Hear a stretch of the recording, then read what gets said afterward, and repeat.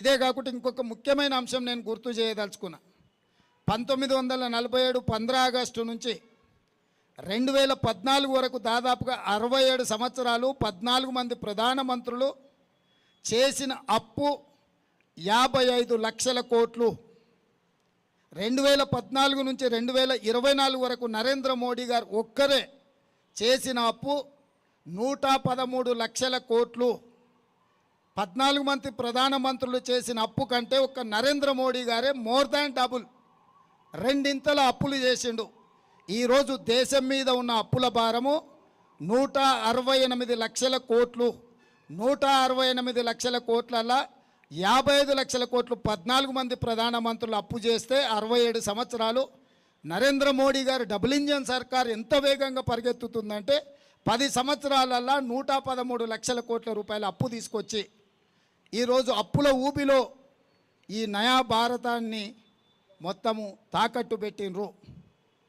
ఇట్లా ప్రతి రంగంలో పోర్టులు కావచ్చు, ఎయిర్పోర్టులు కావచ్చు, జాతీయ రహదారులు కావచ్చు, లేకపోతే పబ్లిక్ సెక్టర్ యూనిట్స్ నవరత్నాలు కావచ్చు, 60 లక్షల కోట్ల రూపాయల ఆస్తులు ఆనాడు కాంగ్రెస్ పార్టీ సృష్టిస్తే వీటన్నిటిని కూడా కార్పొరేట్ కంపెనీలకు 6 లక్షల కోట్లకు తెగనమ్మేసిండు.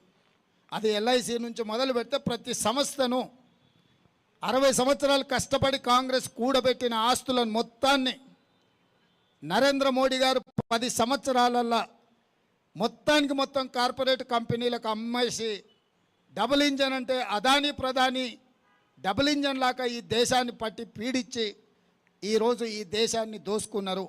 ఇవన్నీ ఛార్జెస్ ఈరోజు భారతీయ జనతా పార్టీ మీద, నరేంద్ర మోడీ గారి మీద సూటిగా కాంగ్రెస్ పార్టీ ఆరోపణ చేస్తుంది. ఇక రిజర్వేషన్ల విషయానికి వస్తే రాజ్యాంగంలోనే పొందుపరిచి కాంగ్రెస్ పార్టీ డాక్టర్ బాబాసాహెబ్ అంబేద్కర్ గారు ఆలోచన చేసి విద్యా ఉద్యోగ అవకాశాలతో పాటు రాజకీయ రిజర్వేషన్లు